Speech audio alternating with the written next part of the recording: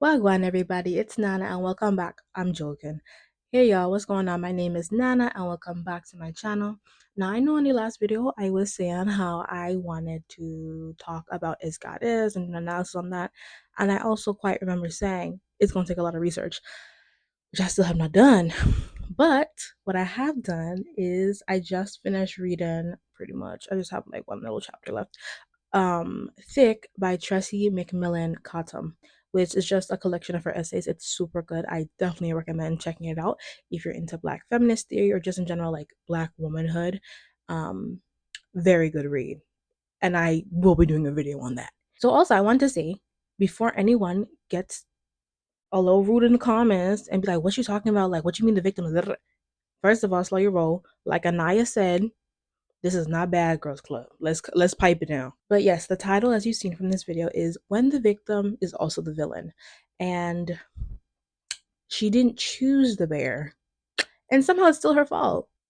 This is going to be a video that I think may be... It's going to go a little deep. I'm not even going to hold you. Like, it's going to go a little deep because I will be tying in my own little personal experience. So I thought before we get too deep into the video, I'm going to show you what I made in my pottery class before we get into the real stuff, because this is the lightest part of the video, just so y'all know. All right, so let me show you what I made. This is my first pottery class ever. This is my first pottery class I've ever taken. It was something on my bingo card for 2026, and this is what I made in the class. Okay, let's start with the first thing. This was my first ever thing first ever piece I made on the wheel. You can see my name in the crevice. Child, I think you can y'all see? It's right there. And you can see it. And it says Nana, and this is sharp as shit.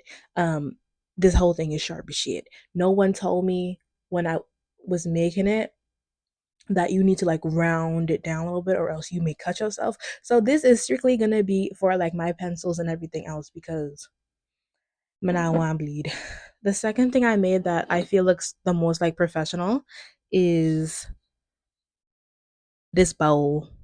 Y'all, this is the hardest thing I was making is a bowl. Everyone else can make a bowl but me. And I was in a small group of 3 other women that were at least a decade older than me, and I was the only one of me, if you know what I'm saying. And so I was like, how y'all making this? And I can't, I don't know. But I'm super proud of this bowl and the glaze that I put on it. This is the second one. I'm running out of space. I made 4 in total. And then the third piece I made, this came from like, I was trying to make a bowl. I've been trying to make a bowl for this entire 6 weeks of the class and I couldn't make a bowl. And so it caved in on one side because I made it too thin. And then I remembered this Pinterest piece I had seen of a starfish bowl. And I said, oh no, this has been like a happy accident, like that other man with the afro. So here is my bowl, my star bowl. It's not that deep. It looks like a squash or a cut up blueberry, if you ask me. But I think it's super cute and also super sharp because once again, I did not know. So if I slide my finger on it, it does. It feels abrasive. Very good if you have dead skin on your feet. You just go back and forth, baby girl. You like a baby's bum. You understand? So this is my star bowl. I'm very excited about it. I don't know what I'm gonna use this for. And then the last piece, I call it my banana mug because I thought they had yellow glaze and well, it's supposed to look like a banana and a banana leaf, but then he told me we do not have yellow glaze. We have oat glaze. So this is my oat banana mug. I have to be gentle with it. This is when he was teaching us how to put a handle. Oh, please don't look at my middle finger, guys. I was trying to do something with some false nails. He was teaching us how to put a handle on our pieces. Let me hold it better. And I was like, I'm gonna be unique. I'm gonna be different. Like, if I'm paying this much for a class in this economy, I gonna have something I really want. So I made the what do you call this? The handle into like a banana leaf because I remember when I was in Jamaica and we were making coconut drops on a banana leaf. Does it look like a banana leaf all the way? No, but I did the best I could. I'm a beginner. And this is my mug. So I can actually drink out of this and it's actually quite small if I put it next to my face. You can tell because like they say things shrink twice. They shrink when they're bisque, and then they shrink when she glaze them. But it can fit my hand, so that's all that matters. I could just, and these are my pieces. So yeah, I'm really excited, and I'm definitely gonna take another pottery class after this. Okay, time to get into the actual movie now. Let's go. Also, to preface this, I pray I don't really have a long video again. The first video I made was an hour and 22 minutes after I edited, cut it, and did all that stuff with the captions because the caption understand what I was trying to say. So I had to go in individually and edit my words and everything and the little patois and all, whatever. It just didn't understand me. And that took forever and a day. Actually, it took forever in like 3 days, which it should not took that long. So I'm hoping that this video is actually going to be quite shorter. But I also love to run my mouth and I macro. So a girl can dream. All right. I'm assuming if you're watching this video, you have already seen the movie Obsession. Or if so, you've seen the TikToks about Obsession and all the girls saying they're just like Nikki. And at first I'm getting off topic. Let me actually just tell you what the movie's about and then I could go into my own personal thoughts. Is this mic on? It is. So the movie follows Bear, this super duper nice guy, whose grandmother seemingly passed away like within the last year.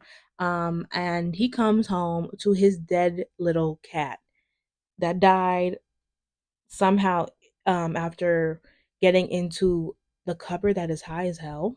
The cat got into grandma's yum yum pills and is no longer with us. Who has a crush on his longtime childhood friend Nikki. They have a friend group that consists of Bear, Nikki, Ian, and Sarah.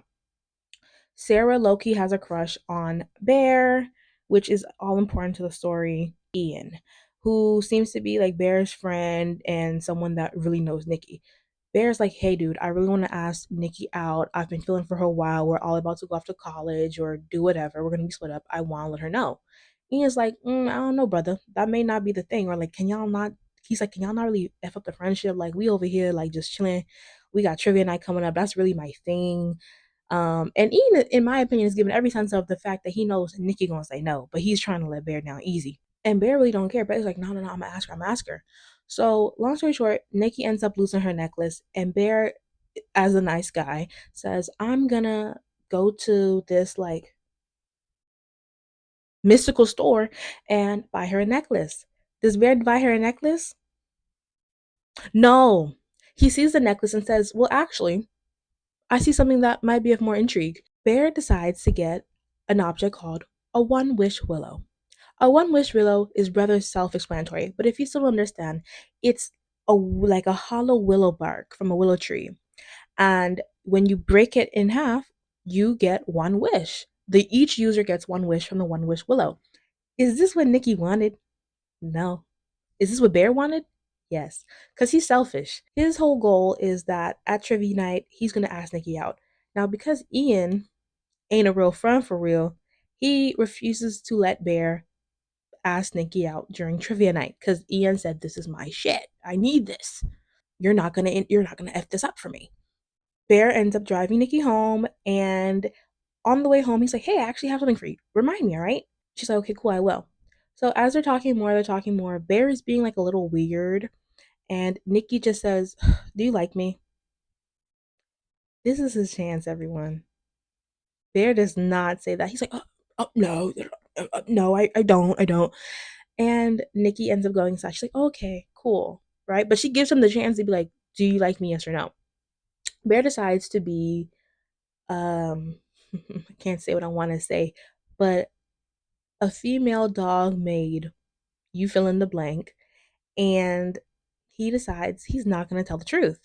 So Nikki walks inside, and the one gift that he had for her, he decides, I'm not going to give it to her. Because he knew in the store he was never going to give it for her. It was a gift for Bear. You're going to find a lot of times that Bear picks himself over Nikki, over anyone really. Yeah. Bear takes the one wish willow and says, I wish Nikki, whatever her last name is, loved me more than anyone else in the world. Immediately, The music, I will give them this. That soundtrack had me, like, I was like, oh my goodness, this is a perfect soundtrack. So as soon as he does that, Nikki is outside her house looking like Michael Jackson in Thriller. Whoa. It's dark out. It's like the beginning of the, you know what I'm talking about? And already I'm spooked. She comes and she proceeds to start acting like someone who loves the other person more than anyone else in the world. And she's like, can I like spend the night with you? My daddy has cancer. He does not have cancer. What proceeds in the movie is just Nikki. They show like this montage of Nikki and Bear, and she's looking like other people. Like she's looking like the waitress that he tried to like, um, the waitress he was practicing asking out at the beginning of the movie. She's like looking at him when they're watching the movie. He's having to like physically turn her head to watch the movie screen. She's looking like a girl obsessed. And the friend group is kind of like being a little weird out. Like Ian and Sarah are like, this is a little weird. Like, what you mean Nikki's daddy got cancer? She don't even really care. She don't even mess with that man. Like, what you talking about, Willis? You know what I'm saying? And that's just how the movie is going. We just the audience are like left to like see like, oh, okay, like let's see how this gonna end. Eventually, the end of the movie, Nikki loses her marbles. Nikki ain't really Nikki the entire time. We see this both in direct ways and indirect ways where she's like, what? That's so weird of me, to when she's like, hey, she's asleep. I've never been with you, Bear. And he says, what would be so wrong with that? Like a little pussy ass bitch. It comes to a point in the movie where Nikki has just done too much. Rest in peace to my girl Sarah. And something must be done because either someone's going to jail or someone is dying. That is how this movie ends. So what happens in the end? Yin wins $1,000,000. Then he dies. Nikki kills him. Bear takes the easy way out instead of facing the music and what he has done, and says, you know what? I actually can't stand this Nikki, because he never really did know Nikki. And he himself and lets her, knowing what will happen to break the curse after she has killed both Ian and Sarah, says, okay, well, I'm going to just die in my bedroom. I'm going to go and die in my bathroom right now. So that when Nikki wakes up and becomes the real Nikki, she will now have 3 bodies in my house and have to explain to the police why her DNA is on every one of them and why it appears that she has killed every one of them. And then the movie ends with Nikki crying, breaking down. That was the movie. All right. So let's get into it. Nikki did not stand a chance because she had horrible friends throughout this entire film, which I think should be something to keep in mind, regardless if it's a relationship or a certain problem you're having with a person or a bad life event. When you have struggles happening in your life, you need to be mindful of the people around you and whether or not they are actually good people. Because anyone can call themselves your friend, but it takes a genuine friendship for a person to actually be a friend to you. You know how many times you can be a friend of someone and they're not your friend? You can hear someone talking behind their back and you sign up for them, and when the roles are reversed, that person just there listening. I knew a person like that, a sponge. Could have defended me but chose to remain silent. I call him SpongeBob SquarePants because he just soak up information and I'm never release it. Had to get off my chest. And another point I wanted to make is that Nikki throughout this movie has no real friends at all. No one cares for Nikki. This is a scene where I don't know if y'all peeped it, but I could peep it. Ian, to me, it was clear Ian and Nikki had something going on. Like throughout the film, he knows these things that Bear doesn't seem to know. Like, for example, Nikki hating her father, or Nikki liking this or not liking that. And it just seems like they have a more intimate relationship. And of course, it's revealed at the end that they were really friends with benefits. So shame on Ian both ways, because why wouldn't you tell Bear at any point in time, especially when you saw that Nikki was not acting like she's in her right mind? Hey, dude, me and her actually used to be friends with benefits. So for her to act like she likes you and she's never brought that up before, never showed interest in you, always thought of you as a brother, I was the one laying in her bed at night, So this I know is strange. What's going on? It's ridiculous. It's weird because also Ian doesn't really give a damn either. No one cares. Because if he cared, he would have had a one on one with Nikki and said, "Hey, Nikki, you are saying that your estranged father, who you do not like, you do not mess with, has cancer. This seems like this has never bothered you before. You've never brought this up. You don't even like the man. What's going on with you?" He doesn't care. Instead, he says, "Well, actually, Bear, the reason you didn't get invited to my party is because we can all kind of tell that you're taking advantage of Nikki. So I don't really want to see that. Not at my party. I want to get drunk. I want to have fun, trivia or two, and have a blast. I really don't want to see that in my face. It makes me uncomfortable. Not, hey, Bear, I would like to speak to Nikki about this behavior. Hey, Bear, you're being a bad person. This has to stop or we can no longer be friends." Nothing. Everyone at that party can clearly see that Nikki is not being Nikki, and no one steps in to save her. Sarah, her best friend in the film, knows that Nikki is not being herself. She has just told Nikki within what, the past few weeks, that she likes Bear. She has a crush on Bear, and she probably is aware that her and Ian had a thing going on. Everyone is in the know but Bear. Everyone knows Nikki better than Bear. It doesn't seem hard to know Nikki. And this is clear just within the first 10 minutes of us seeing her in the film that she not like beer. She not want beer. But beer don't want to see that. And so what we're seeing with Sarah is that even at the party, she's willing to kiss, even though, it's just that they're willing to kiss Bear, seeing that Nikki's outing out of her mind. I don't know about y'all, but if I was Sarah and that Jenga thing did whatever and the bottle landed on me, I would have removed myself. It wouldn't have gotten to the point where Nikki and scrapes my chair up against. So I'd be like, "Baby girl, you ain't gotta worry about me. I gone. You two, we don't have to deal with this because we can't do this." It would have never got to that point with me. Because I know crazy. You not see she look Nikki not dressed this way before. Nikki just wearing whatever she think Barry gonna want. What is going on here? Nikki had no real friends. And Sarah only cared about Sarah. And I will die on this hill. If Sarah had asked, like if they were really all good friends, if Sarah had simply said, "Hey guys, I have my last letter to see whether or not whether or not I was accepted to this college.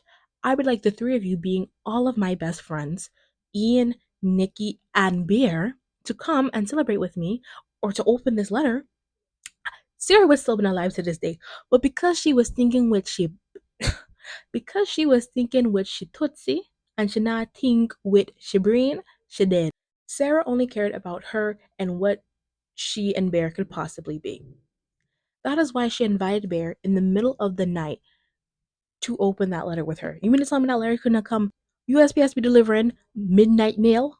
No. She waited till the dead of night when Nikki would probably be asleep and Bear could sneak away because we all know Nikki was acting crazy and said, "Oh, well, can you just come with me? Let's like meet up at the park." Listen, I tried to be on the women's side. I can't be with that one. Sarah, you knew better. So what happened to you? Did you deserve it? No. But also, you should have known better. Nikki was acting crazy as a mug. Let Bear go. Why would you want to be with a man that is with the girl that's going through a mental break, a psychotic break? That's whatever he doing got her acting crazy. You want to be the next Nikki? The Nikki 2.0? Yeah. Everything around Bear seemed like it going bad. Cat dead. Ate too many yum yum pills. Nikki acting crazy. Hell, I would even looked into the grandmama. To be honest, if I was Sarah, but no, cause she was thinking with her meow meow. And look what it got her. Eh. Because my thing is also look at it like this. If Sarah had opened that letter in front of all of them, or just being a friend with Nikki, said, "Hey, Queen, you're going through a lot right now. I have my last letter. Would you like to open it with me?" Do you know how happy Nikki probably would have been to seeing that Sarah was going to be far, far away from there? The one other person that was rivaling with her on who liked him better? Nikki would have jumped for joy, been ecstatic, probably went in her savings account and said, "Oh my God, yeah, let's can we move you in? I'll move you in. Let's move you in. I'll buy you a car. I'll do whatever. I'll pay some of the tuition. Yes, let's leave. Leave me and Bear alone." But no. So Sarah died. She done mash up she face up against a brick. And what did Bear do? Did Bear help? Granted, to be honest, he was in shock. I probably looked would have done the same thing. Bear just said and proceeded to help. Proceeded to say, you know what, Nikki, you said you got it, you got it. Did he go to the police and said, yo, this girl is out of control? She just mashed up the girl face and there's nothing left but strawberry jam? No. He went in his house and he pondered and waited.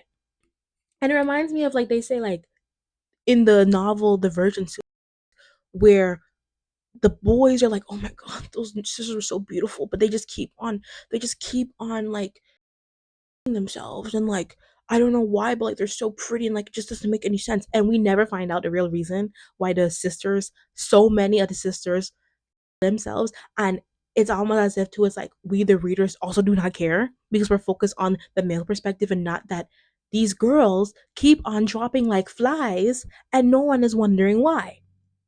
Because it's not about the girls. The story only matters if a man cares. That is why. No one in this movie cares about Nikki, which is why she can go missing all day, pissing herself up in his apartment like a cat with no litter box, because that's what she's supposed to represent, throw up all over herself, the cat kibble, and don't nobody wonder where's Nikki. She ain't had no friends outside them tree. Beer, Nakir. Sarah, Nakir. Ian, Nakir. That entire party of people. No one's like, hey, Nikki, are you all right? No one. But I have to say, I also noticed besides that one brother, there wasn't no sister in the room. So maybe that's what it is. I was like, y'all really don't give a damn about Nikki.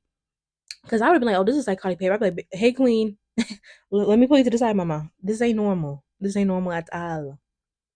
Because I would have been like, if I was in the show, I wouldn't have been. But if I was in the movie, I would have been like, beer, that one over there, beer. Weren't you hooking up with Ian? Like, hello, sister. What's going with you? Like, have you eaten? You look a little sick. What's going on? No one cared about Nikki. The only time they started caring is when she started people, which that's a bit of an extreme to get to. Like, why does it take me having to pull up Sarah for Ian to suddenly care? I think the reason that so many people, namely men, thought or viewed Bear as the victim is because, unfortunately, many of them, not all, so if it doesn't apply, let it fly, saw themselves as Bear, where it's like, I'm the nice guy, I've done all that I can, and still she doesn't want me. So, what's wrong with taking things into my own hand and changing her fate? They view Bear as the victim in this because he didn't get what he wanted. What he wanted was a prize or a plaything. He wanted someone to worship him to the point where the only reason he no longer wanted her is because she wanted him too badly. And he said, be Nikki. And she said, I'm trying to be Nikki. I can be Nikki. There are so many times in our society where you will see men describe women in ways that are deemed less than subhuman. They describe women as if they're as if they are animatronic beings with no sense of self, no personality, no rights. Sorry if the angle has changed. I had to recharge my phone. And it is currently thunderstorming outside. So if you hear that, that is why. Thank you, ring light. Bear was never the victim. He had maybe a 5 minute stage of being the victim, but after that, villain galore. And I say that because Bear noticed from the jump that Nikki was acting irrational. It was clear the moment she came back from out of her house and was just standing at the porch looking at him, staring at him the moment he broke that willow. After she comes back to his car, one of the first statements she makes is that, oh, well, I just don't want to be alone. My cat died. And he's like, Nikki, what are you talking about? My cat's the one that died. She's like, oh, reflecting already that this is no longer Nikki talking. This is not her perspective, her story. This is the reflections of Bear. These are the perspective of Bear coming out and why the entity is, you see the entity slowly trying to understand like who they are supposed to be, who they are supposed to be presenting as. And once Bear catches that one slip up, quickly. She's like, "Oh, that's right. Well, your cat died, like, I'm so sorry. Like, are you okay?" Like, and saying how she wants to come back to his house, which she has never done before, it seems. He's like, "Nikki, you're acting weird. What's going on?" She's like, "Oh, like, ha." That is like the first warning sign, but he's just refusing to connect it. And then throughout the movie, we see that she is I'll call her the other Nikki. The other Nikki is acting like everything but the OG Nikki.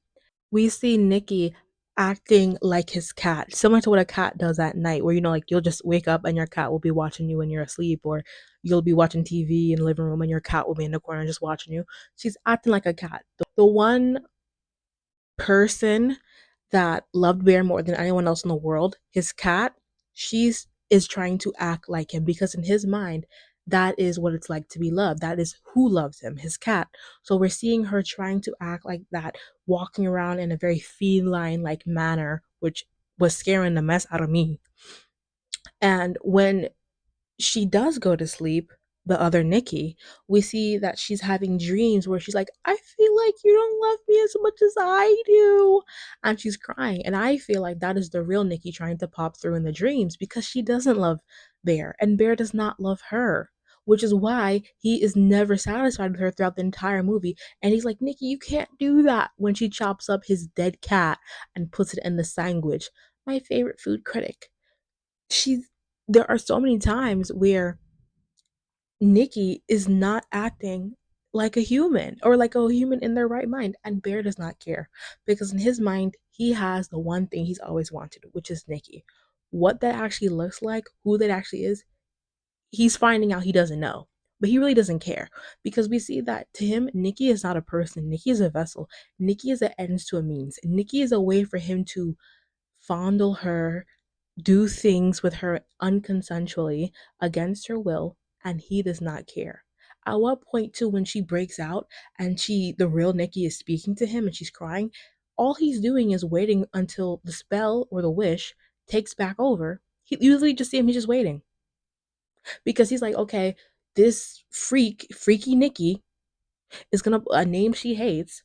But he calls her anyways because even at the age of like presumably 18 or 19, he's still being like a child's little boy and thinking that making fun of her and saying stuff that she does not like and has expressed to him will be a way of flirting. Which is why she asks him, "Hey Bear, do you like me?" And he lies to her because he still is acting like a childish little boy and is afraid of rejection. And throughout the movie, we are seeing the real Nikki pop out during some of probably the most traumatic scenes from her perspective of being not in control of your body and being able to do nothing. The person who has done this to you being very aware that you are not acting normal, knowing that the wish is what caused this, and still waiting it out until the other Nikki takes over again and doing nothing. And we see this when he calls up the helpline of One Wish Willow, and the man says, "Oh, do you want to talk to Nikki?" And it's just her screaming into the abyss. At any point where someone could have made some type of rationale for Bear being just unaware or not clear on the severity of the matter, or if the real Nikki was actually in pain, that was the time. After that, there is nothing, there's no way to rationalize it. Yet and still we see that a lot of the men who watched it, or let me not say a lot, but a lot of the men who wanted to make videos about it were on Bear's side and saying that Nikki was the crazy one and she was the villain. Even though this is literally Bear's doing. It's his wish. And the real Nikki is in pain, agony, having things done to her that she does not consent to, starving herself, urinating on herself, defecating on herself, eating cat kibble because this other Nikki is trying to appease the master of the wish, essentially.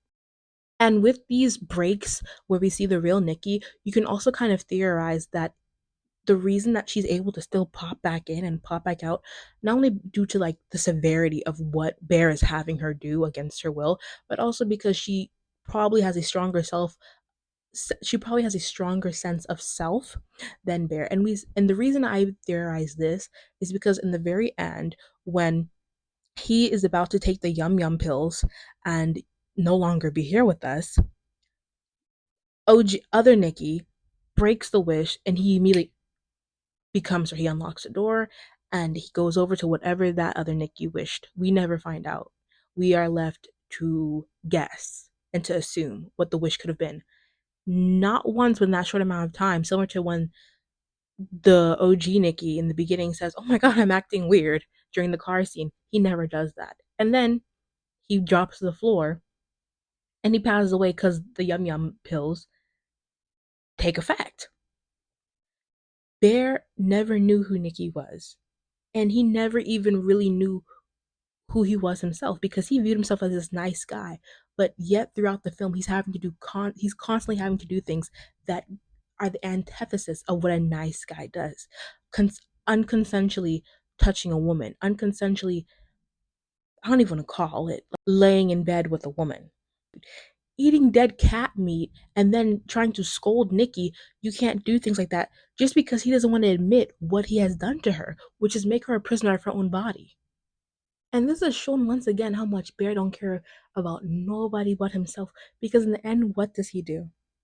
What does he do? He takes his grandmother's yum yum pills that he should have thrown away a long time ago. Why are they still in the cupboard? She dead. And he decides to do what the cat did, which is ingest them, knowing what will happen to him. If he had Nikki, because I genuinely believe he could have made some wish, he could have found someone to make the wish for him or something like that, pay a stranger on the street or something. He could have killed Nikki, and she would have been free, and she would have been happier. And all of his troubles would have ended because similar to his cat in the ground, she would have go dead. She would have died. But no. Instead, when there are no more options left and there is a literal body in his house, i.e. Sarah Strawberry Jam face, and Nikki is all scrabbled up with magic marker, trying to look like Sarah wearing the dead girl clothes. Because why was Sarah dead? Why was Sarah have to be naked though? I understand Nikki taking off she clothes to put them on she's own body, but it's like think about that again. Did Sarah really have to be naked?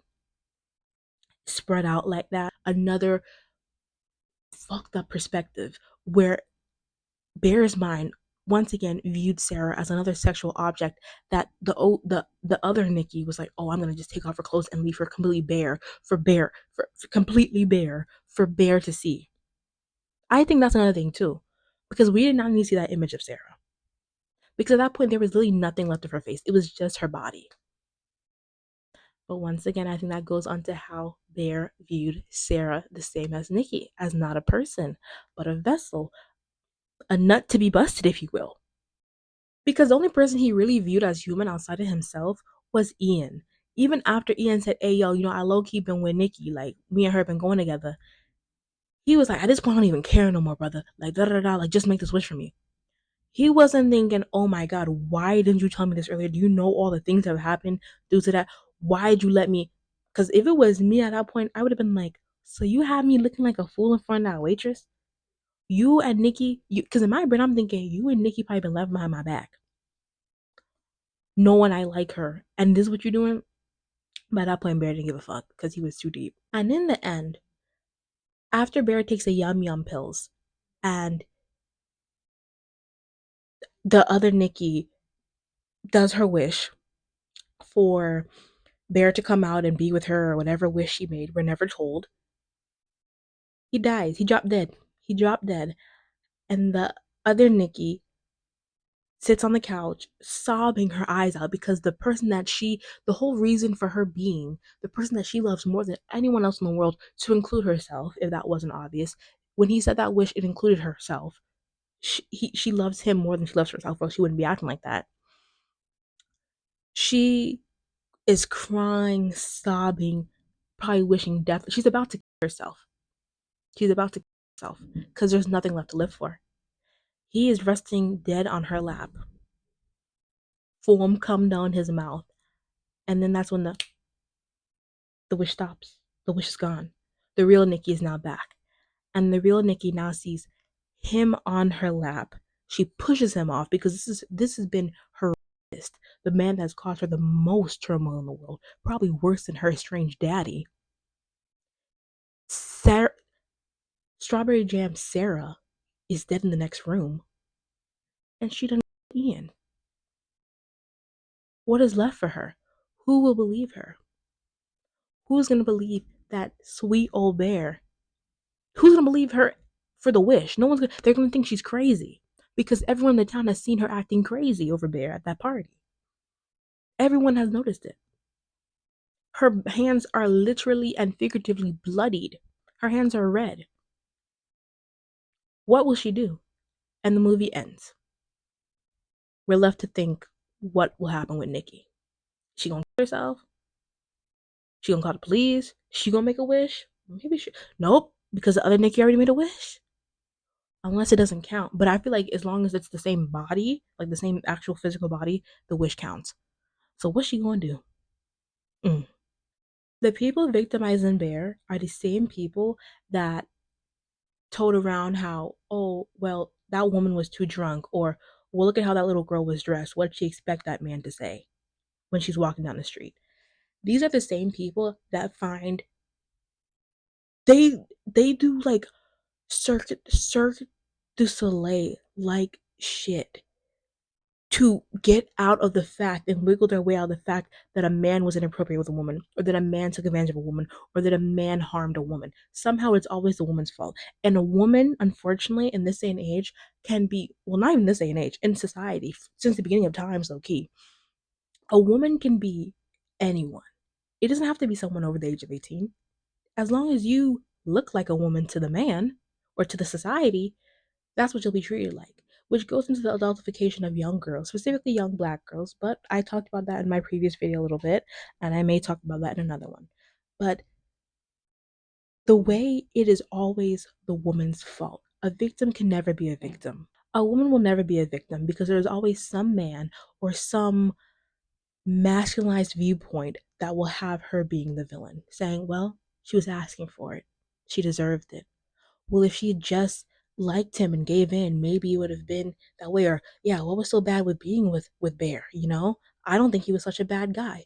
He reminds me a lot of myself, of my brothers, of my guy friends. What was so wrong with Bear?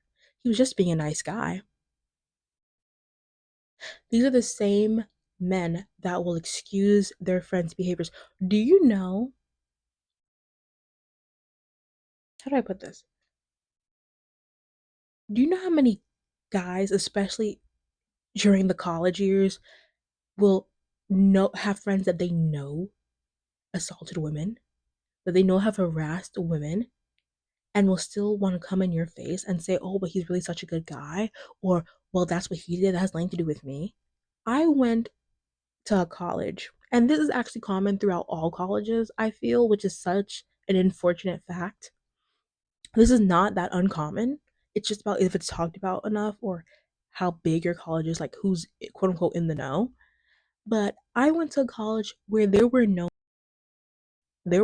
assaulters, and those guys still had friends. Of course, there were quite a bit of people that didn't mess with him, but did he still get to attend classes?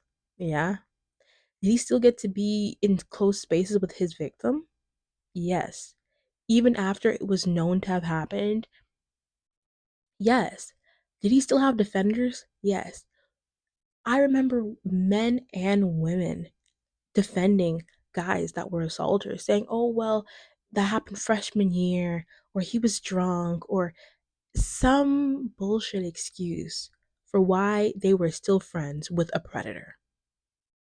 Because it didn't happen to them, or their sister, or their brother, or they never really liked the girl anyway. Well, look at how she was acting. We all know she likes to drink. What's the problem? Well, she's a hoe. She's been with everyone. So I don't know if I really necessarily believe her. Things like that. And those men still got to walk around with no fear other than maybe someone giving them a dirty look because they knew nothing would happen to them. And in their mind, they were victims as well, victims of society, being canceled, cancel culture. And I remember quite recently when I was in a group of all women around my age. So, early 20s, early 30s, and they were they had brought up the topic about, the curse on women. When Eve ate the apple in the Garden of Eden, and that's why we have all of these things happening to us. You know, if you're into like the Christian space or the religious space, you know how often women are blamed for things simply based on passages in the Bible, and what I generally feel like is twisted passages of the Bible. And by that I mean the Bible says one thing and then man interprets it. And man, like with many other texts, will interpret it to best fit his own agenda.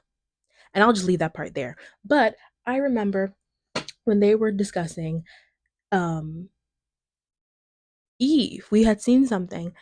We were watching a film and they were talking about, well, you see, this is like, about our curse and how when Eve ate the apple in the Garden of Eden and why, we as women need to like not be in like an authoritative space. We need to do X, Y, and Z. And I'm listening to this like, how did we go from point A to point F? Like, I'm so confused on how we got here. And I said nothing because I was, the girl was too stunned to speak. I was like, what are we, and I'm seeing that they're all agreeing. I'm like, this does not seem like a safe space for me to say, hey, I disagree for X, Y, and Z reason, and we need to stand up.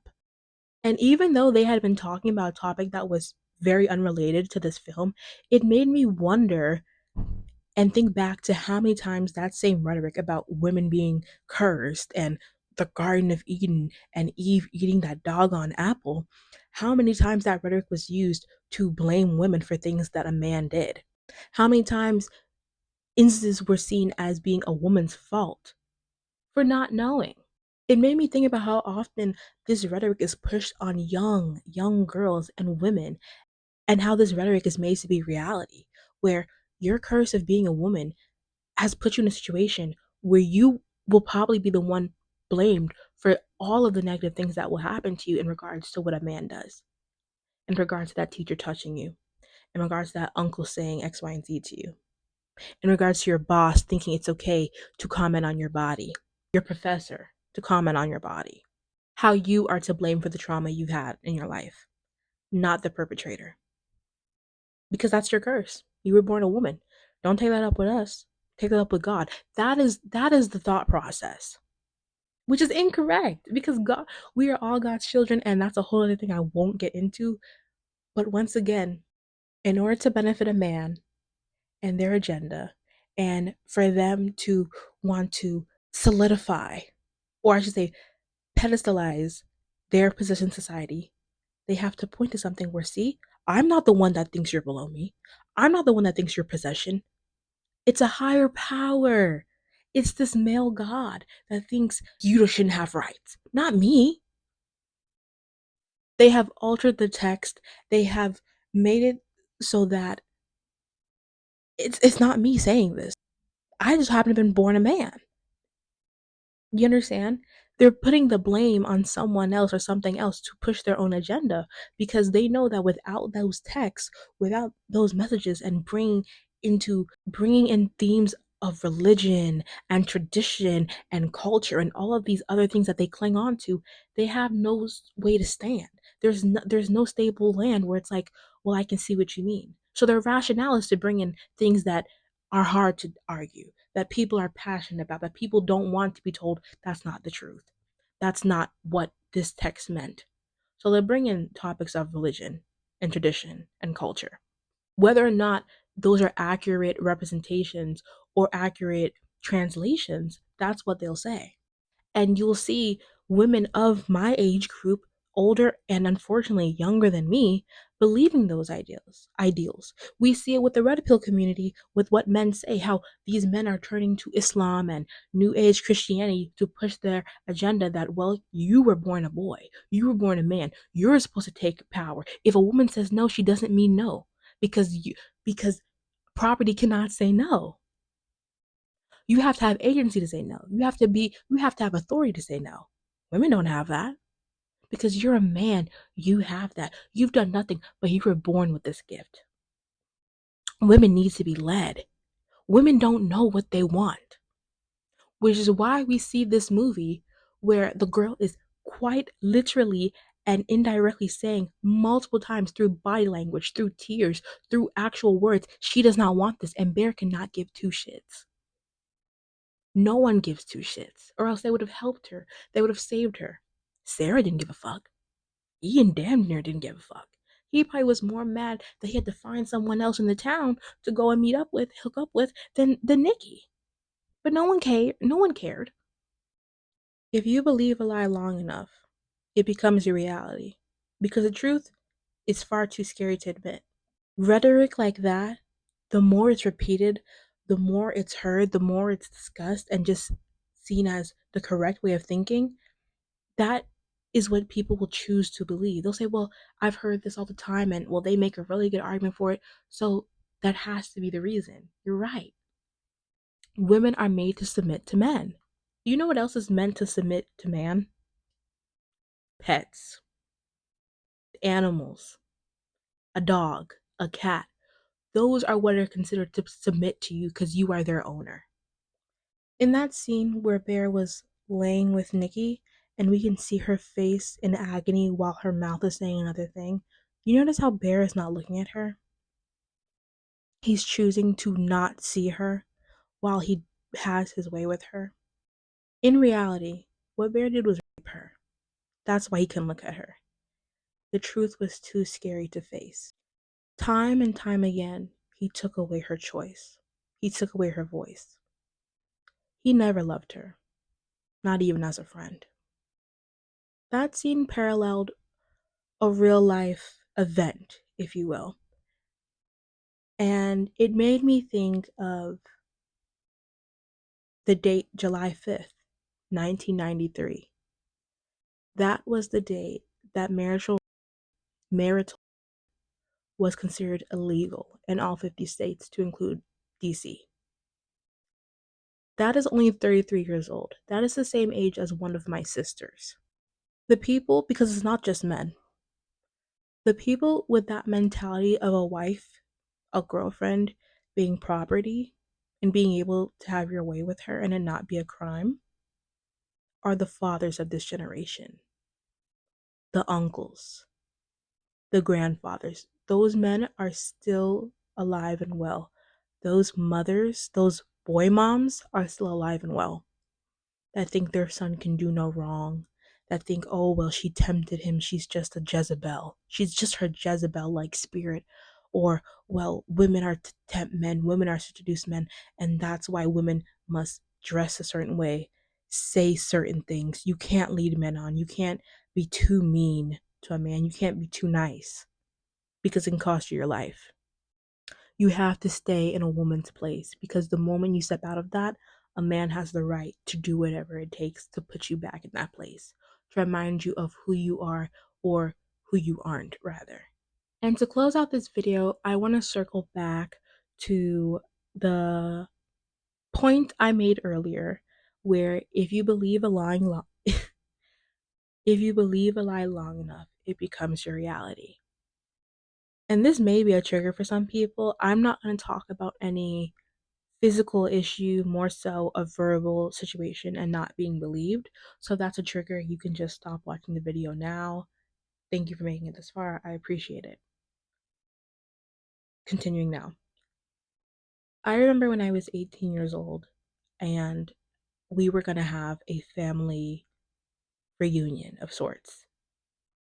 I was graduating high school later on that month, and it was going to be me, my dad, one of my sisters, and we were going to meet up with everyone in another state. I hadn't seen these family members in, I would say, a decade or so, or almost a decade. And I was so excited to be around all of my cousins, my aunts, my uncles, who I never really see, to celebrate such a good time. During that trip, I was reintroduced to like all of my aunties and uncles who I kind of had like forgotten or didn't know that well. And I remember I saw one of my favorite uncles. Let's nickname him. What's a name I hate? Let's nickname him Uncle Thomas. I don't know a Thomas at all, like in my entire family or in person, to my knowledge. So I'm going with the name Thomas, but I don't know anyone named Thomas. And I remember like Uncle Thomas was at our layover. I had been at this uncle's house previously. I was super excited to spend the week with Uncle Thomas, my other uncles, my aunties, and my cousins, right? And with this family trip, I was kind of the odd cousin out who didn't grow up around all my other cousins, so they were all well acquainted, grew up their whole life. Some of them lived in the same neighborhood. They knew each other. I didn't.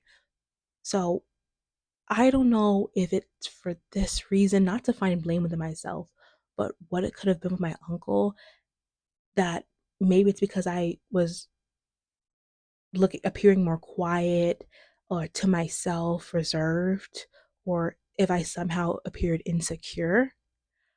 I don't know what it was, but I noticed I noticed he was paying special attention to me throughout that trip, when we were just alone in the kitchen, when we were just alone in one of our family members' houses, because we was spread out with different houses for the trip.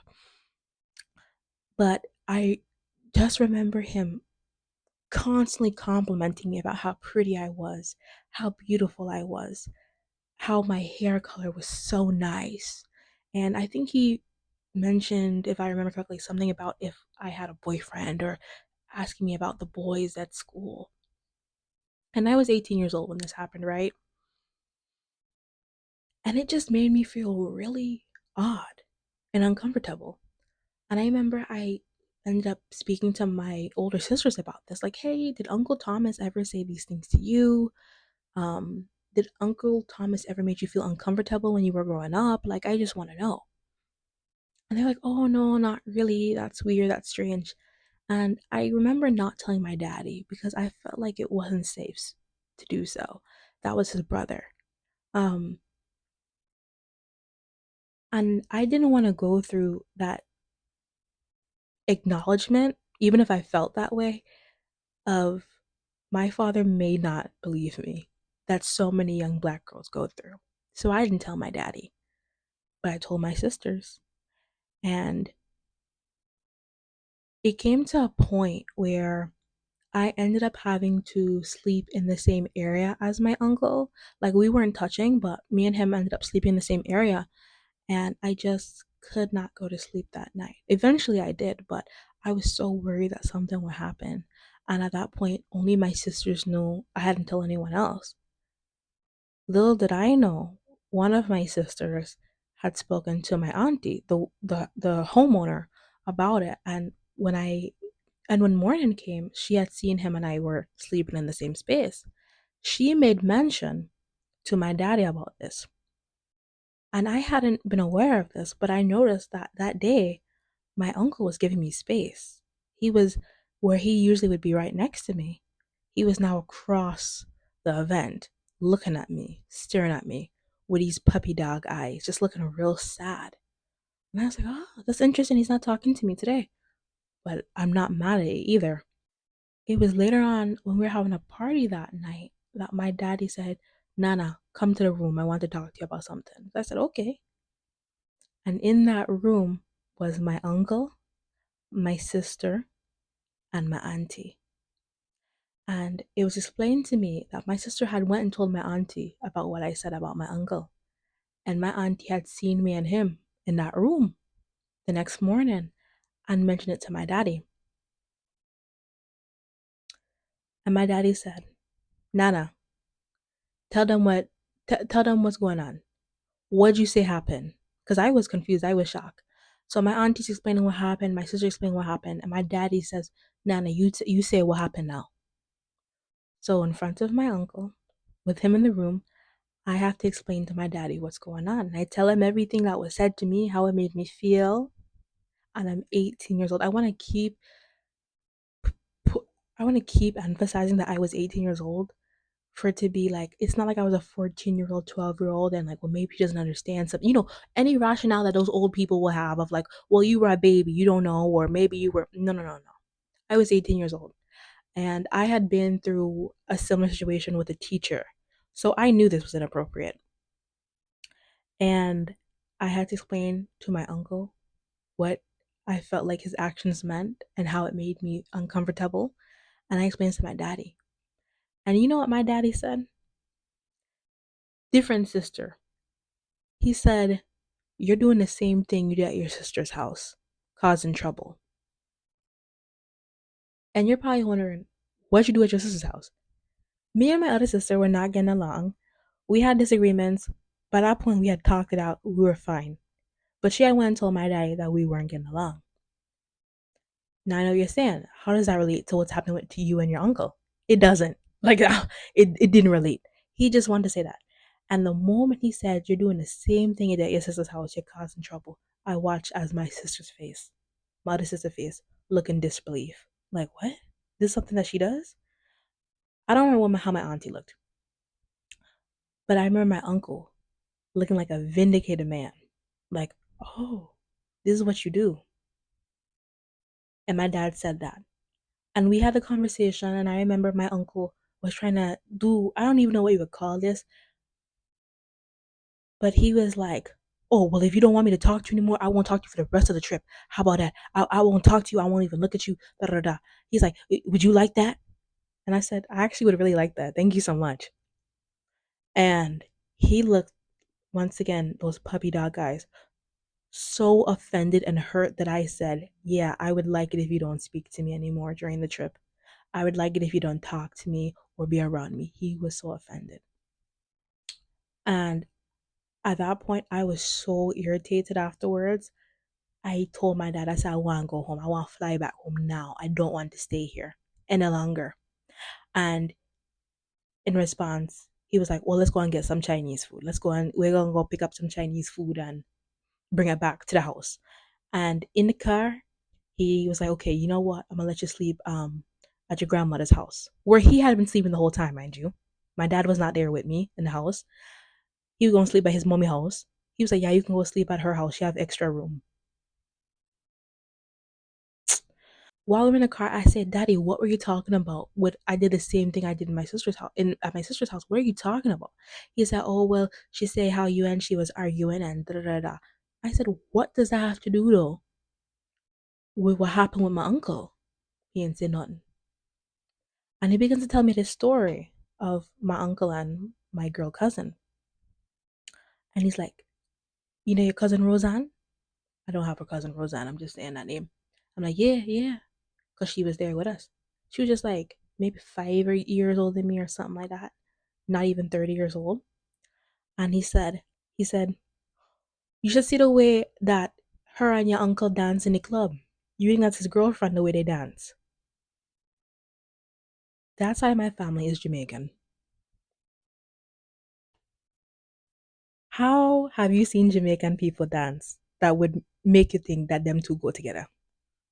And he was saying that about my girl cousin and my uncle, and we are all blood related. There's no like step, nothing married in, no. That was his rationale. And he couldn't even hear the hypocrisy or the stupidness of what he was saying to me. He thought that was a reasonable thing to say, a reasonable answer. And I said, Dad, did you hear what you just said? He didn't look at me. And I didn't bring it up. At that point, I said, you know what? You know who your daddy is and you know who your uncle is. And it made me realize my dad, my auntie, who had told my dad, she not even seen nothing, but she knew who her brother was, which is why she told my daddy. She knew what her brother be doing. My daddy knew what his older brother be doing. And still, to save his own face, to save his brother's face and his face, because his brother in his mind is a representation of him, he made me look bad. Like I just someone that caused trouble. His own girl child, his own daughter. To save his reputation. And I had to endure the rest of that week of my uncle looking at me far away, puppy dog eyed. And at the end, he started speaking to me again, trying to talk to me again, give me compliment, even though he couldn't even stay away. He couldn't even control himself enough to say, this girl, because if I was lying, he couldn't even control himself enough to stand on what he said and to just ignore me and not talk to me. Want to be buddy and buddy with me, my uncle. my Uncle Thomas. And I went back home, and I remember before that, my daddy was like, don't tell your mom. And I didn't tell my mom until like 3 years later when I was like 21 years old. I told she what happened. He was like, your mom gonna be upset. I wish I had told her in the moment so she could have cussed him out bad. Because if nothing happened, why I can't tell my mom? I'm 18 years old. And that is when I realized that my daddy, it confirmed what I thought originally. It confirmed my fears that I couldn't tell him nothing. And I am so grateful and thankful that I grew up with my grandfather in my life, my Bayesian grandfather. I had a father figure in the home to know what it's like to be protected and to have a man that loves you and actually cares for you. I'm so grateful to have had him in my life. So I can always say I did have a father figure in my life, even when the biological one was acting the way he was. My grandfather was my father, and he raised me right, and he raised me to love myself and to know my worth. And I remember y'all are probably thinking, how did that situation end with my dad? He tried to act like it didn't really happen. He Another family reunion came up, and I said, if that Uncle Thomas is going, I'm not going. He said, okay, he's not going.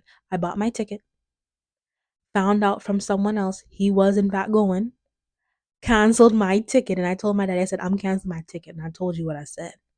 And I told him, and I remember I would not speak to him. I would not speak to him until I got an apology. And it got to the point where his wife was like, oh, come and visit now. And I said, I'm not visiting because I'm not going to speak to him. And I said, honestly, he will be on his deathbed and I will not come because I rather have respect for myself. If you cannot apologize to your own daughter, I rather have self respect and never speak to you again than stay and grow resentful of you and bitter. Like I've seen so many other black women who've been abused, neglected, and disbelieved by their family members do, just to say, oh, well, I talked to my daddy, but I give a fuck. And what happened? Eventually, he called me and he said, come over, and he apologized to me. And I told him, I said, if you were to never apologize to me, I would have never spoken to you again and I would have been fine. And I mean that. So when men now try to come to me some type of way or disrespect me, I think back to that situation. If I won't take this disrespect from my own father, what the fuck you think you is that I gonna let you talk to me some type of way, do something to me, lie on me, and me not and me stay, and I stay, I take it. That's your blood clot, man. You understand? So, yeah, that was that. And the reason I brought up this story is because it reminded me of the title of this video, and to a certain extent, obviously, the plot of Obsession, where the victim is also the villain. In that situation, my uncle was deemed the villain. Oh, sorry. That'd be if we live in a fair world. In that predicament, my uncle was seen as the victim. I looked like a liar in front of my sister, my auntie, and not my uncle because he knew what the fuck he had done. He knew what the fuck he be doing. And it was made to be my fault for even bringing it up. Even though I never brought it to my daddy's attention, the fact that it still got back to him and he said, I remember he told that to me, everyone knew but him. He never questioned me as to why I never felt comfortable enough to tell him in the first place. And I told him in the car, I said, you know why I didn't tell you? Why you have to find out from your sister and not from me? Because I felt like you wouldn't take my side and you just proved me right. And he had nothing to say. And there are so many instances where things could have been much worse with that uncle, or with if something else happened, and if I had another bad uncle or a bad auntie or a bad cousin or whoever, whatever male relative, and they touch me and they do something to me, and I feel like I can't tell nobody, and I feel like I blame in myself, and I get the courage to tell my daddy, and him find a way to make me the villain. To say, oh, well, maybe we're being flirty with him, as if that's not my fucking blood. So yeah, that was just a quick little personal story, I guess, on my own experience with the victim being the villain and the villain being the real victim, and just how men, how society really will always protect the man in these situations. Because, and I say this with no bad faith, my auntie knew who her brother was, and that's why she told my daddy. Because before something actually happened, like with my cousin or whatever else could have possibly happened with that uncle and my other girl cousins, she told my daddy. And the fact, and I'll say it again, that I was 18 years old, and even at the age of 18, I found myself being gaslit into saying, well, no, that's not what happened, or you're doing the same thing before that you did at another person's house, and I'm being blamed for speaking up and for saying I'm uncomfortable. Thank God when that did happen, I was 18 years old, because if I was younger, who knows how I would have viewed men, what I would have allowed that uncle to continue to, because I genuinely feel like that uncle was trying to see if he could groom me and seeing what else I would allow, because he saw me as this timid young girl. He did not see, mind you, I look just like my daddy. Everyone said I look just like my daddy. All of us look just like our daddy. I look so, which means I look like him because he looked like my daddy. And still couldn't help himself because him have to be one gallus. You know, him have to be a gallus. Everyone have to want him, even his own nieces. And that is another thing that happens too when you have enablers around you that know you're doing stuff you're not supposed to be doing. Know you're being inappropriate with girl children. And them not have nothing to say. Them a defend you and make the other little girl look like she the one lying upon your name. But let me stop because this could be a whole other video about being black, being Caribbean, and having the man always be the right one and the girl always be the one in the wrong. And and how the patriarchy looks in Jamaican and in Caribbean households, in black households. But I not gonna make that video today because this one already too damn long and I have to edit it. Thank you for watching today's video. My name is Nana. Nana is Mako. And in all seriousness, I hope if you have had a similar experience that you are able to heal from it. You are able to find someone that does believe you. And if not, you are able to get the proper help, such as therapy, talking to a trusted friend, journaling, and just knowing that you are vindicated and that you are to be believed. To not let those type of situations take away your light or cause you to have distrust in men, because those type of things, especially in your formative years, can be so detrimental to how you view yourself and your relationship with men and how you even view other women. Like, I've had to catch myself hearing women tell me things and knowing about my background and what has been indoctrinated into me by both women and men about what a girl should be doing, what a girl doing, and if she fast and she fresh up and she be looking grown and she talking so, and well, if this happened to her, what she expect? Why was she not acting like a child? And had to say, no, Nana, that's not true, or that's illogical, or this is just another thing to shift the blame and attention from the true perpetrator. It is not the woman's fault. It is never your fault when someone harms you. It is never your fault when someone attempts to harm you. There is nothing you could have done. There's nothing you could have said. There is no fault of your own for why a person decides to do something wicked to you, or why people choose not to believe you. But I'm here to say, what am I here to say? I'm here to say it's not your fault. You do not have a curse on you. Being born a woman was not a curse, no matter what people make you think, what people may say. You are not a burden and you are not to blame. Thank you for watching this video. Hopefully I'll be back soon before my free subscription ends to this video editing app because I'm not trying to pay for it. With another video. But yeah, this has been Nana and I'm Mako. All right. Have a nice day. Bye.